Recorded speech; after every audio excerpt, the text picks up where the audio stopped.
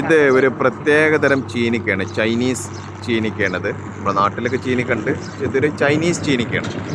ഇതിലൊരു പ്രത്യേകതരം ചീനിക്കയാണിത് ഇവര്. പക്ഷേ ഇതിനെക്കുറിച്ച് കൂടുതൽ വിശദീകരിക്കാൻ വേണ്ടിയിട്ട് അതിൻ്റെ താഴത്തിന് നിൽക്കണില്ലേ, അത് കരിപിടിച്ച തത്തമ്മയൊന്നുമല്ല, അത് എടപ്പാള് സ്വദേശിയാണ്. പക്ഷെ അവർ ഒരുപാട് കാലമായിട്ട് എന്താ പറയുക, ഈ ഒരു മരം പരിപോഷിപ്പിച്ച് വളർത്തിയെടുക്കുന്നതിൽ മുഖ്യ പങ്ക് വഹിച്ച ആളാണ്.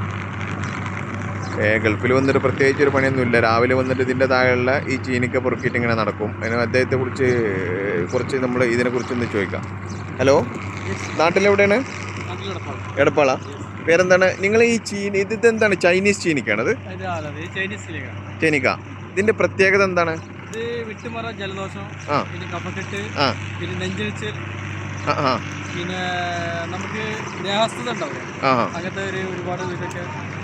അപ്പോൾ ചൈനക്കാർ ഈ നെഞ്ചരിച്ചിലിനൊക്കെ അവർക്കുണ്ട് നെഞ്ചരിച്ചിൽ, അവർക്ക് ഗ്യാസ് ട്രബിൾ എന്നൊക്കെ ഉണ്ടാവില്ല. അവർക്ക് ഇതിന്റെ പേര് ഡിക്ലോക്ക് പേര്.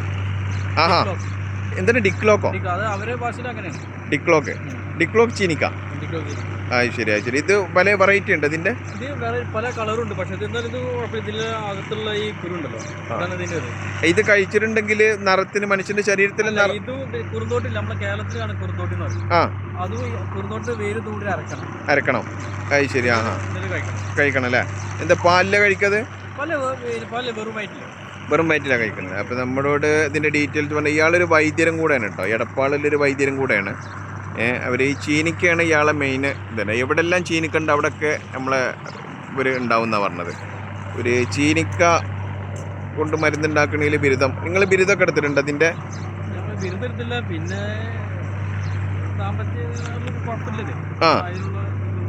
അത് ശരി. ഇതിൻ്റെ പേര് ഭയങ്കര ഇതാണ് അല്ലേ? ശരി. ഇത് ആളുകൾ ഇവിടെ തേടി വരലുണ്ടോ അത് വാങ്ങിക്കാൻ? ആഫ്രിക്കൻ ഒരുപാട് വരാറുണ്ട്. പൊതുവെ അറിയില്ലത് മണല്ലാതെ പോലാണ്. ഇവിടെ ഒരുപാട് കൈക്കറ അത് ആർക്കും അറിയില്ല.